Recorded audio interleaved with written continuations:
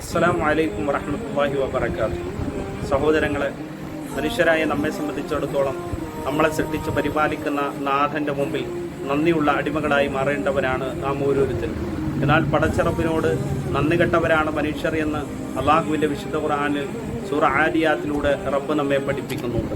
വൽ ആദിയാത്തി ലബഹ, കിതച്ചുകൊണ്ടോടുന്ന കുതിരയെ തന്നെയാണ് സത്യം എന്ന് പറഞ്ഞ് കുതിരയെ കൊണ്ട് സത്യമിട്ട് അള്ളാഹു പറയുകയാണ്. വൽമൂരിയാത്തി ഖദഹ, അതിൻ്റെ കുളമ്പുകൾ കല്ലിലുരസി തീ പാറിച്ചുകൊണ്ടാണ് അത് പുറപ്പെട്ടുകൊണ്ടിരിക്കുന്നത്. വൽ മുഗൈറാത്തി സുബഹ, പ്രഭാതത്തിൽ അക്രമം നടത്തുവാൻ വേണ്ടിയിട്ട് അത് പുറപ്പെടുകയാണ്.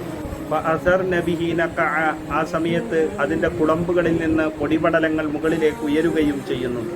പവസത്ത് നബിഹി ജംഅ, അത് ശത്രു സൈന്യത്തിൻ്റെ ഇടയിലേക്കാണ് പുറപ്പെടുന്നത്.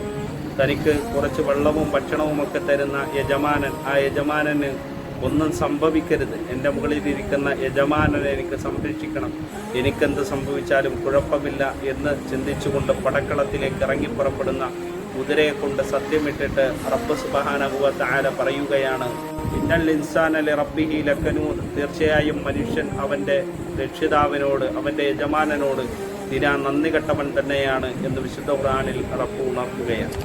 ആ കുതിര തൻ്റെ യജമാനനോട് കാണിക്കുന്ന നന്ദി പോലും സിട്ടാവായ റബ്ബിനോട് മനുഷ്യരായ നമ്മൾ കാണിക്കുന്നില്ല എന്നാണ് ഖുർആൻ പഠിപ്പിക്കുന്നതെങ്കിൽ അള്ളാഹുവിൻ്റെ മുമ്പിൽ ഏറ്റവും നല്ല അടിമകളായി ജീവിക്കാൻ നമുക്ക് സാധ്യമാകണം.